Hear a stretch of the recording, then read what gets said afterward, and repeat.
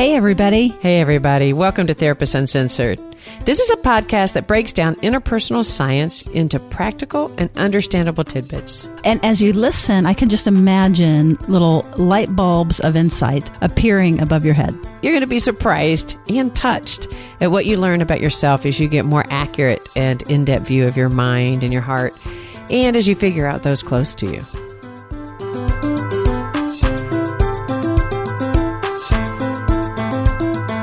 Therapist Uncensored brings you decades of experience with interpersonal psychotherapy, relational neuroscience, modern attachment, and anything else they think will be helpful in healing humans. Now, here are your co-hosts, Dr. Ann Kelly and Sue Marriott. Hey, Ann. Hello. I am so excited about today. So you love being challenged. And challenging. And challenging. Well, so what we're going to do is we're going to do a 30-day challenge. We're going to invite our audience to identify something that they want to work on. All together, our whole community together with mutual support, we want to help you be able to actualize that thing that you need to work on. So we're going to talk a lot more about that and help you come up with something in your mind. And the inspiration from this relates to, it's the beginning of the year, but it's not the very beginning of the year.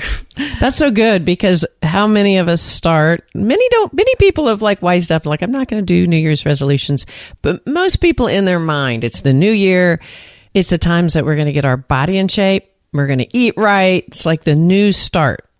That's right. But you don't see a whole lot of these challenges or resolutions related to our emotional well-being and building security in ourselves and our relationships. So that's where we're going to focus today. And part of the inspiration was that we've done a lot of talk lately about theory, and we've had a lot of guests on, super cool stuff.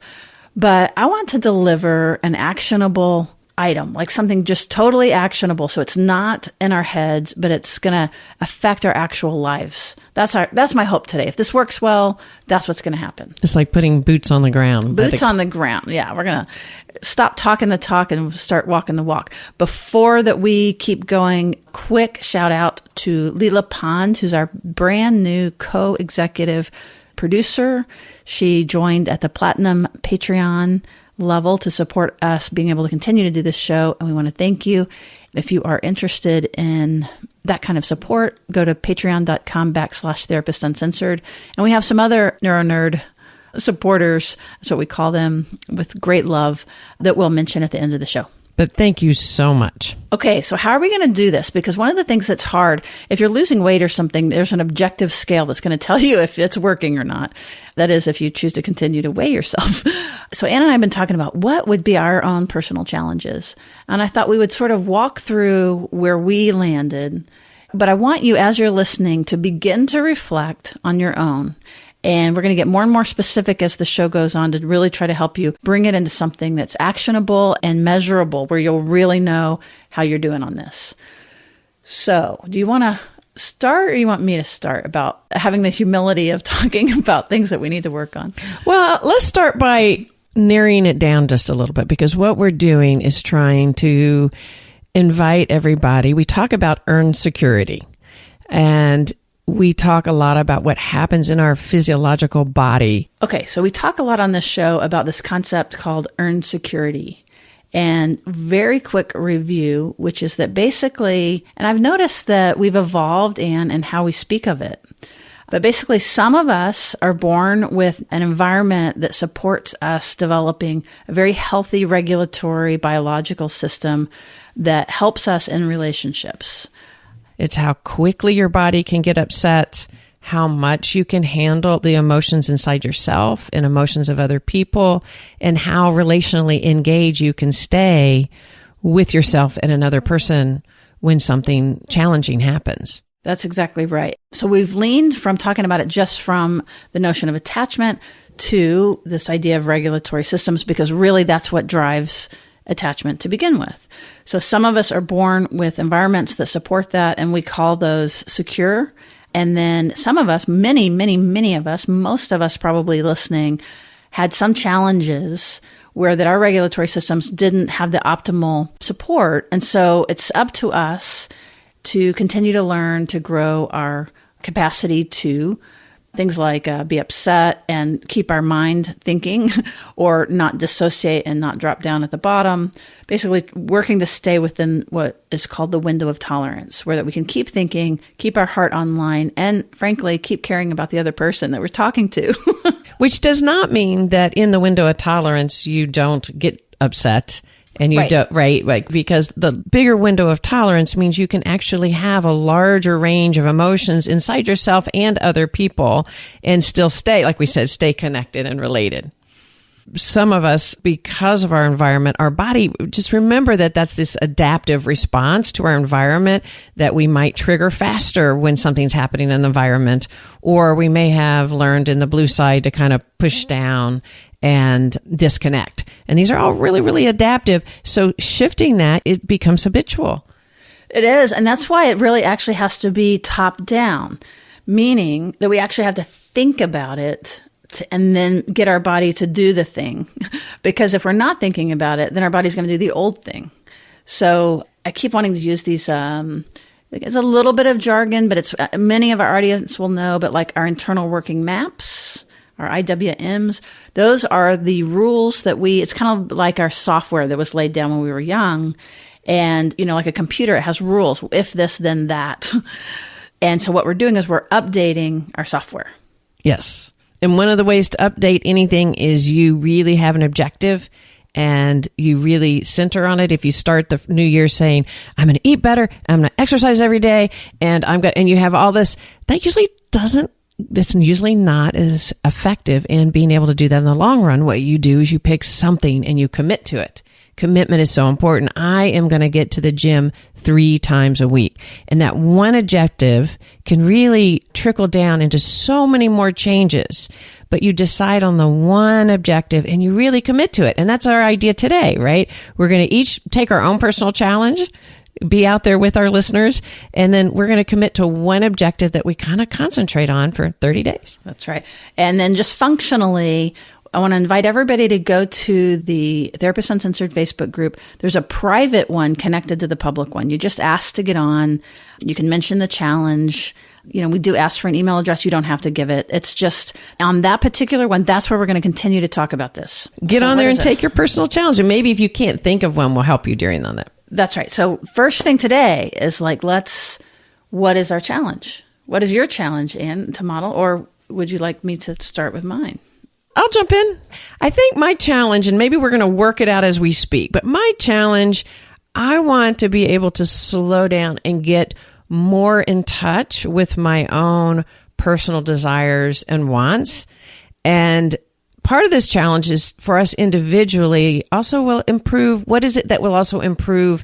Earn security inside yourself, which will likely improve the engagements you have with the relationships. So for me, how that improves my relationships, if I got more in touch with my sense of what I want and a little bit more clear, I think I will be more clear in my relationships. People can know me more deeply. Oh, that's awesome. And have you thought about what that's about that you need to kind of consciously work on that clarity? Yeah, I think in my environment, when I was younger, I had a single mom, 5 kids, pretty struggling financially. Think about, single mom, 5 kids, that's already tells us some of what was happening biologically around you. Oh my gosh, I wish so much. I have so much of deeper understanding of how hard that was than I ever have having kids of my own. Yes, lots of chaos, lots of stress. And so when my mom became overwhelmed with the stress, whether financially or the difficulty with all the kids, etc., and she became overwhelmed, that literally was, I can look back now and reflect, threatening, right? For a single mom to get overwhelmed and to kind of lose it, that would be a threatening thing. So my role became peacekeeper. And also, not just even peacekeeper, it was also sort of connecting to, okay, what's the stress and how do we bring it down? Mm-hmm. It helped me the strength of it helped me stay very in tune to my environment and everybody's needs. But the goal was to sort of help sort of reduce the stress of others, mm-hmm. to keep the environment safe. Totally. And so, again, I think it's very easy to appreciate that's was the most healthy adaptation you could have possibly made. I'm also aware, you were very young in the sibling order, and the girl, and I'm thinking about you and your mom, so of course, like, that would have been so smart and adaptive that your body just knew just what to do to manage the common challenging problem. Right. Yeah. I think everybody in the family had sort of different roles. My older sister had the role actually of the literal caretaking. Mm-hmm. Yeah. So how hard is this going to be? Like, and what does that mean? How are you going to know if you're in touch with yourself? Because what's so funny about this is that this is all unconscious, and we don't even know we're doing the thing that is the old thing that we're doing that we want to change. Well, it's a great one. Like, if I think about it, one of the things to recognize for me when I say I want to slow down and really know what I want, because it's really easy for me to believe in my own self that if everyone's happy, I'm happy. So if we're all going to a movie and everybody's excited about what it is, I really do find joy in that. So it's really easy to go, yeah, if everyone's happy, I'm happy. And I bet a lot of listeners can relate to that. So when you say it's really important to have your own voice, it's really easy to forget, well, I am having my own voice. I literally feel happy, right? So I love that part of my personality that is happy when everybody's happy. But what can inadvertently happen, I realize, is that I'm not actually slowing down and really taking my own assessment of what I want and what I need. And I can want more than just everybody else's happiness. Yay! Oh my God, that's so exciting. I mean, I'm making it sound, I don't want this to be like my negative quality, when you're applying for a job is I'm a little too organized. Yeah. Like this whole idea that this is actually a really vulnerable subject. Yeah, the whole idea that I'm happy when everybody's happy can make it just seem like, oh, I just run around being so nice all the time. And that shouldn't be a problem. Why would that be a problem in our relationship? But it is, because to have a deeper sense of someone, to have a deeper connection with them, really knowing what it is in them that's ticking or going off or not going off, is really, really important. It really deepens the relationship. And let me tell you a really negative effect. So I'll be one more step vulnerable, and now we'll have my issue identified. And now not only you, but the entire listener base can hold me accountable for this. It's so scary. It is. If we have to walk the walk of vulnerability, right? So another outcome of that is it can be really hard if people in your life are overwhelmed and dysregulated. So when you have this and somebody's overwhelmed and dysregulated, it's really easy to get overwhelmed yourself. Because my body, if everyone's happy, I'm happy. The opposite can also be true. So when somebody else is completely distressed and overwhelmed and can kick me in gear to be either dysregulated or in the way that I either drop down and want to fix it, or elevated in a way that I get dysregulated as well. And that can be a vulnerability for me. And so it doesn't always happen. Like, it's really easy for me to be there with somebody, a friend of mine that's upset. Or when you're in your role as therapist. Yeah. That it's very easy for you to hold a wide space because it doesn't hit the implicit memory. That's exactly true, Sue. It's really, the implicit memory is a specific sort of role that I'm having. So when I'm in my role as therapist and somebody's really dysregulated, that does not dysregulate me. Or a good friend doesn't dysregulate me when they're upset about something that's happened in their lives. It really is, like, I'm trying to help me outline. It's more people like super close in my space that I feel personally responsible for. And really feeling like I'm failing at my job. And what's really great about this is, as we were talking about it, it's staying regulated in the presence of dysregulation. Again, that's the whole model that we're talking about. If we can do that, we're going to be doing that really well. But you were drilling down, and I just think sometimes of interactions that you and I have had, and we'll get to mine, which is going to be the counterpart of this. But that it's very specific to your implicit memory. Yes. As I understand it. It's much more if somebody looks like they are overwhelmed, i.e. /mom. Right? They are overwhelmed, and I'm or upset with you that you haven't done something right. Yes, or I see like they are overwhelmed, and in that sense, I should be able, like, then somehow, like with my clients, I don't really feel responsible for them being overwhelmed. So I feel like it's so easy for me to drop in and not get dysregulated and really feel what they're experiencing and stay with it. But if someone's in my presence that is really overwhelmed, like the world is going to fall apart, and somehow that's my role to put it together, then it's really hard for me not to feel that level of dysregulation. That's right. And again, I'm imagining a lot of people can relate to this. And we go back to the window of tolerance. So let's just be real concrete. So your 30-day challenge is going to be what? My 30-day challenge is to slow down and really take an assessment inside myself of, I guess it's two-pronged but related. So one is just an everyday thing, because we've been talking about dysregulation. That is not always my biggest challenge. I think my bigger challenge is to really slow down and do a self-assessment of my own wants, my own needs, and kind of really getting that in any kind of relationship that I'm in. So on that prong, how will you know that how will you evaluate during these 30 days how you're doing? That's a good question. So let's come back to that, and so that you can get to your second prong, and then we'll be able to hold this. So again, as you're listening, I want you to be doing your own inventory.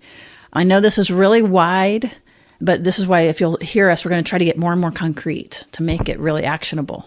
Yeah, I think asking myself, for one, slowing down when everybody's like, hey, am I really going to be enjoying this movie or this restaurant? Right. And so if you're getting feedback or having more conflict with someone, like, no, but I don't want to go to that movie, those are probably great signs, yes? Yes. And then the second prong one, I think, is in the face of dysregulation, in tolerating, is to be able to kind of I would be doing more body work and dynamically maybe going, this individual is going to be fine and I can handle it. Like really maybe verbally. I guess that's more about an intervention, but sort of recognizing how I'd know I would be doing it is probably really recognizing that I can self-soothe. Not that I don't get dysregulated. It is normal to get dysregulated when somebody is upset, but probably to do more self-care of regulation rather than other regulation, like really regulating myself in their presence and being able to not feel necessarily personally responsible for helping or fixing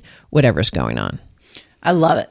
I totally love it. And I bet this will be something that, if again, as you're thinking of your own, close people will be able to give you feedback on. Because I was imagining, like, I'll know right away. And be able to be supporting you actively in all of these things because I know what it is that you're working on. Oh, great. That means you get to report back to the listeners in 30 days. How did Ann do on her challenge? That would not be supportive. Well, no, unless it would be supportive, right? But accountability is good, that we want to be accountable. So it would be a private accountability. And then you can choose to share whether or not how you were doing. But that is kind of the idea. We're going to be on Facebook talking about how we're doing with these challenges and inviting everybody to be talking about what you picked for you and how you're going to operationalize that.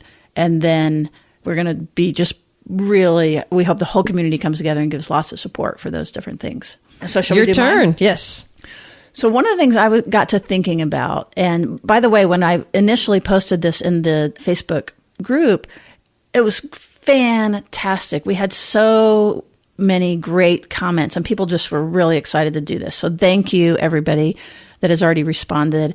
And some of our patrons actually gave feedback about this, which was for us to be careful. One of them was to be careful not to do something like if somebody's already, one of their implicit working models or maps is to beat themselves up, then here we're offering this 30-day challenge to fix yourself, which could then feed into shame or, I suck or whatever those particular automatic negative thoughts are. So that is not at all where we're going, right? Absolutely. As a matter of fact, somebody that would tend to do that, I might invite you to have your 30-day challenge being about loving yourself and forgiving yourself and maybe doing some Kristen Neff, self-compassion.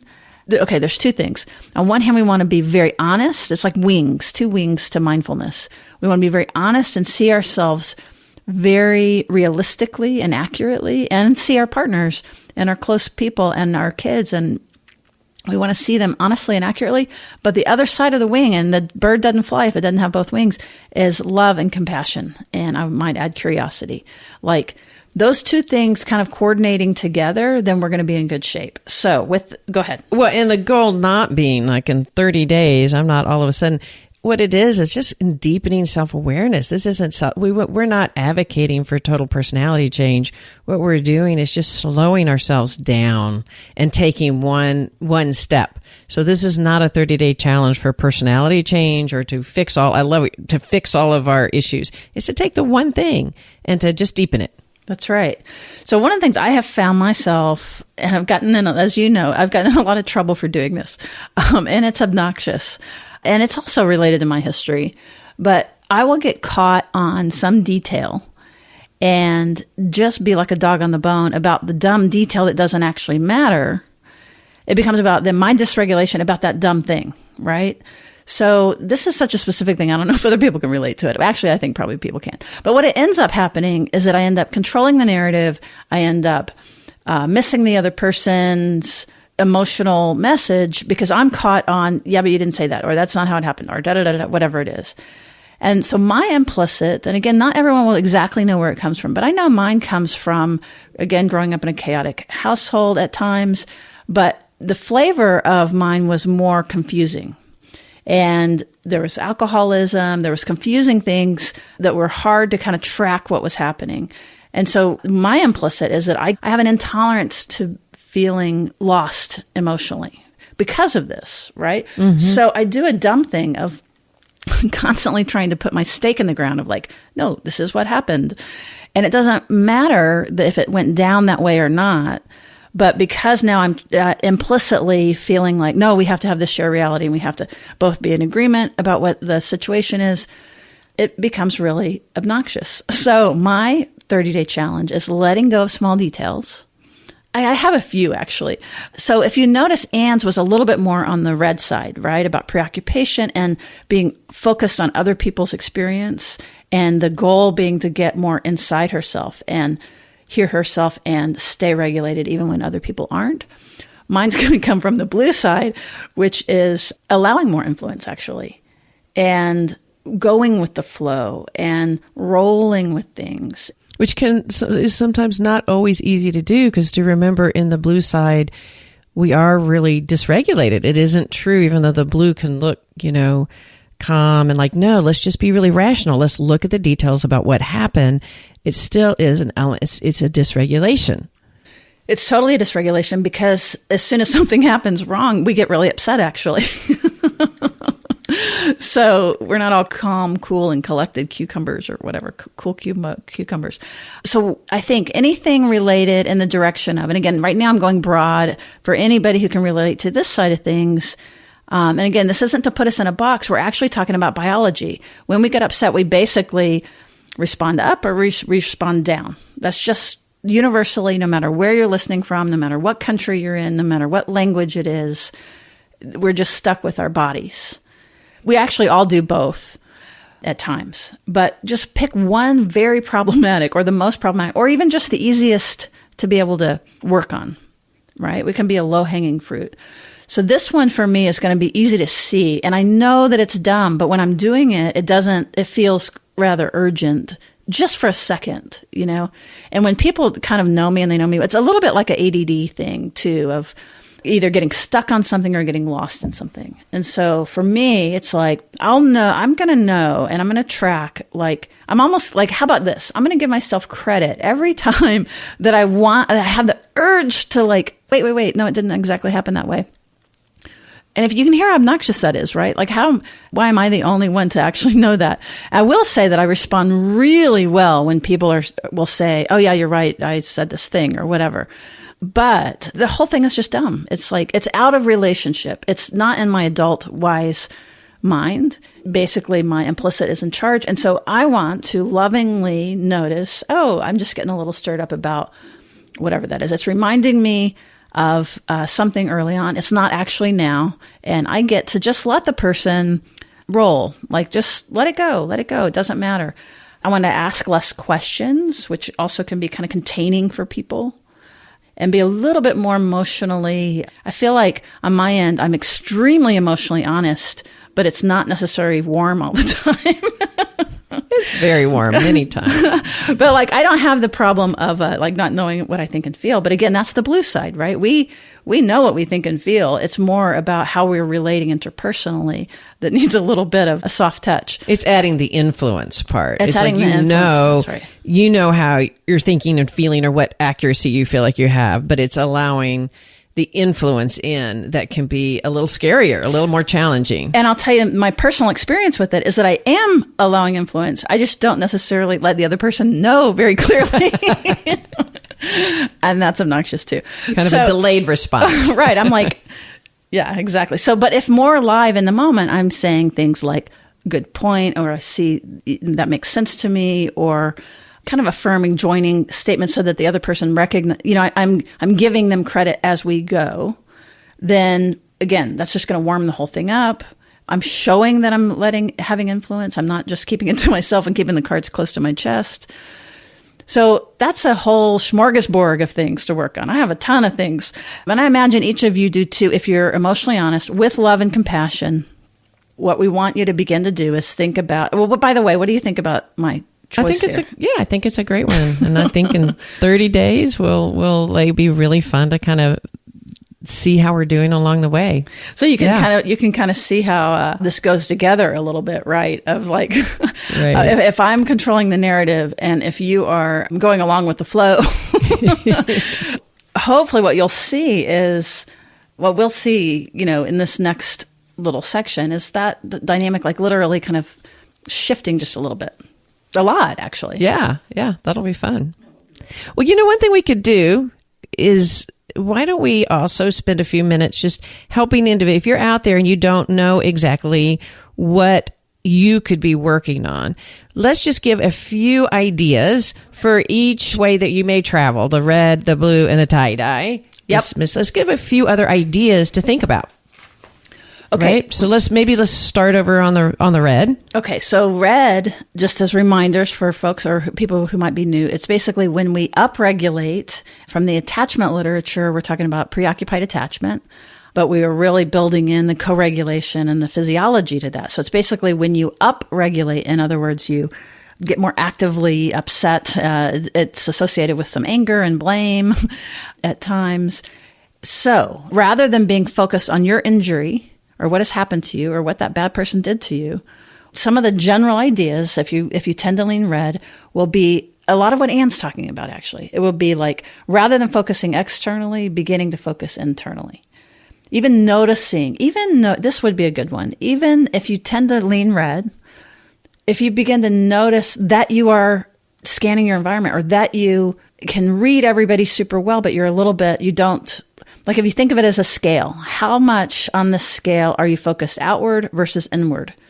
The more outward, it's towards 10, and the more inward, it's lower. And so if you'll notice, your scale is going to probably be higher numbers if you like check in with yourself. This would be a way to objectify it. To measure it. So the minute that you notice it, then you can, whoa, wait, hold on. How will this influence me? How will this affect me? And you can pull your awareness and your attention more towards yourself and get that number lower. And actually, let's flip now. Well, let me add something to that, because the self-awareness of the dysregulation in the body is really important.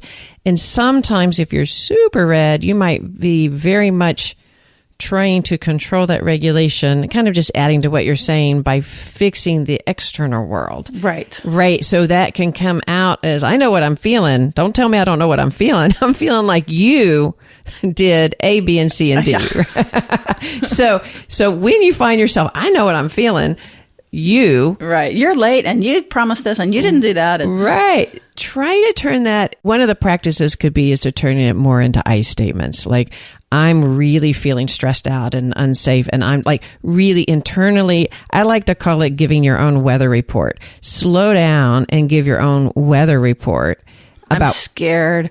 I'm nervous. Yeah. I felt intimidated by that cute girl at the office. And so that's why, Yeah. Like you'll feel it when you begin to move in more inward. Your little heart might go, "Da-da-da." It's more nerve wracking. That means you're doing it right. And then I love that. And then another idea. So not just in the dysregulation, because not somebody in red, you don't walk around living all dysregulated all the time. Don't think that. If you tend to be, another thing you might work on, do you tend to be indecisive? Do you tend to have a really hard time knowing what it is that you want or like making a decision? So you turn to other people a lot to make decisions. Decision by committee.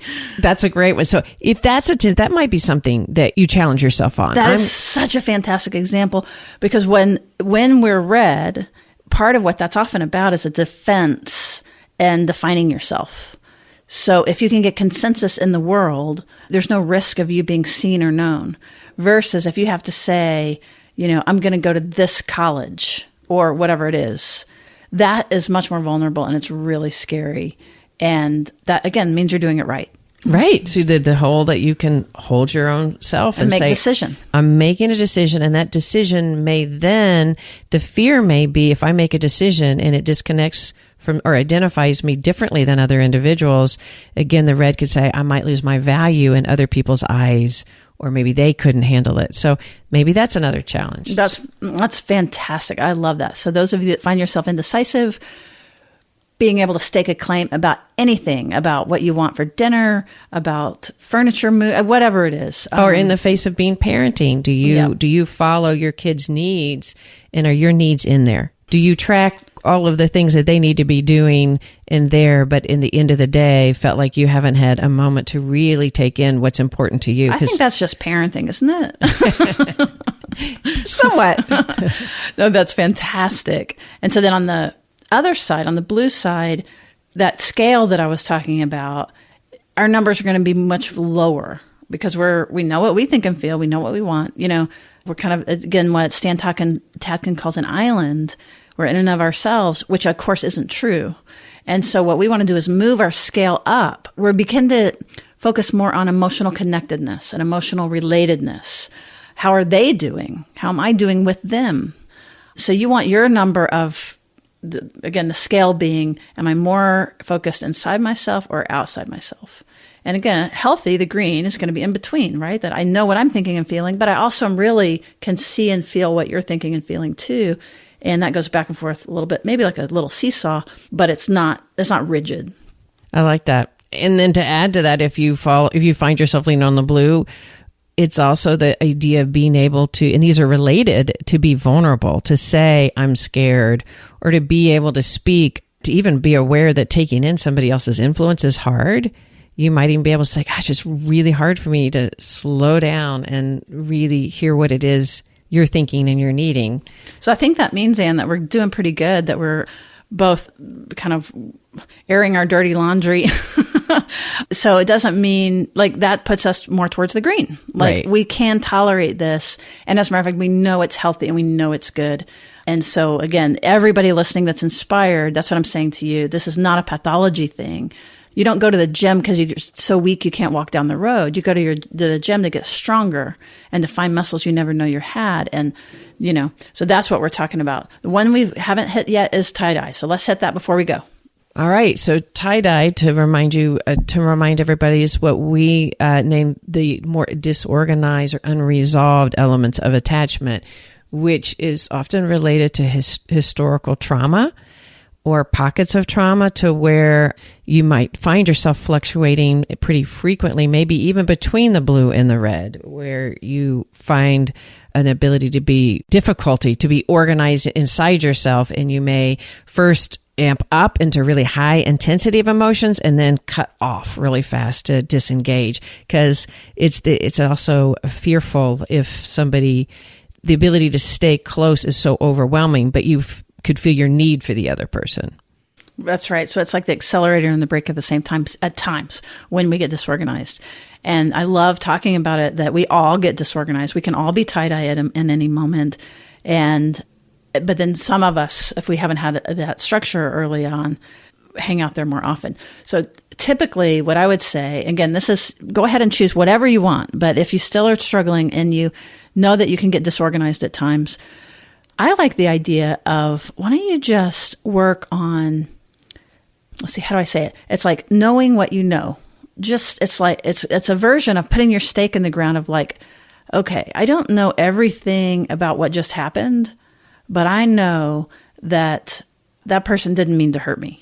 Or I know that I'm a good person, and even if they're upset with me, that's going to be okay. Or even if I feel in this moment that I suck, I know that this is a moment. To remember the moments, because when you live in tie-dye, that one moment feels like it is a lifetime, or it feels like it can get blown up to feel like everything. So to remind yourself, this is a moment, this isn't everything.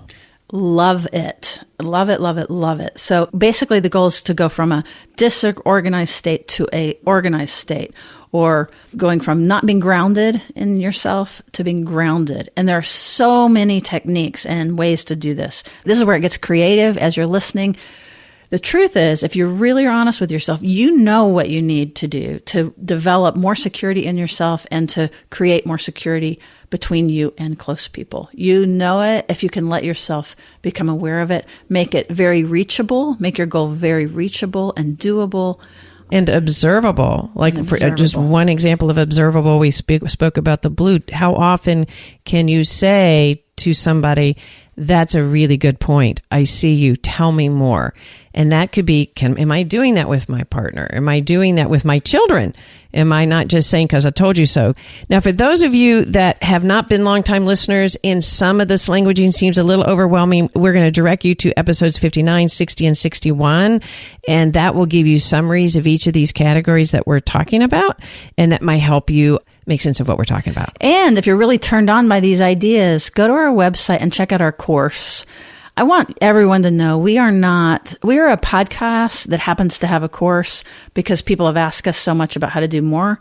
We are not a business just trying to sell a course, and we have a podcast to support that. And you would know that if you could ever see our numbers. Like as far as our financial numbers, we work full time, we have families, all that stuff. And we are really doing this out of the goodness of our heart to help people. And I'm so happy that we have this course. We have, if you really are interested and you're unable to afford it, let us know. We've, some of our listeners and our patrons help us be able to share this more widely, but, really check it out. It's on the front page of therapistsuncensored.com. Yeah, one of the reasons we can do this course is we have some wonderful Patreons. And for those of you that don't know it, Patreon, it's a way of supporting those things like podcasts that you care about, that bring something to you. And we have some new supporters from this fall that we would like to give a big shout out to. We already mentioned Leela Pond. That's our co-executive platinum member. Thank you so much. We have gold members, Shanna Stichler, Camille Loya, Deborah Morrow. Is that Deb Morrow? And Nancy Oakley. Thank you so much, gold members. And then we have our neuro nerds, Sarah Laughlin, Andrea Snaz. I don't know if I pronounced that right, but that's an awesome last name. Nicholas Watts, Dana Thompson, Janice Smith, and Noelle Curran. Thank you so much. Without you guys, we could not be doing this. And it helps you not only bring the information to you, but to bring it worldwide, deepening security, which is our goal for those that might not have access to something like this. So thank you. And we appreciate you joining us. So we'll see you on the Facebook group. The public page is just Therapist Uncensored. The private one, this is where all the action is going to happen, or most of the action will happen. You get to through that page. You just have to make a request and just put that you've heard this podcast. And again, we would love to have your email just so that we can stay in touch, but you don't have to do that at all. This is just a give. Okay. Right. Thank you, and we'll see you around the bend.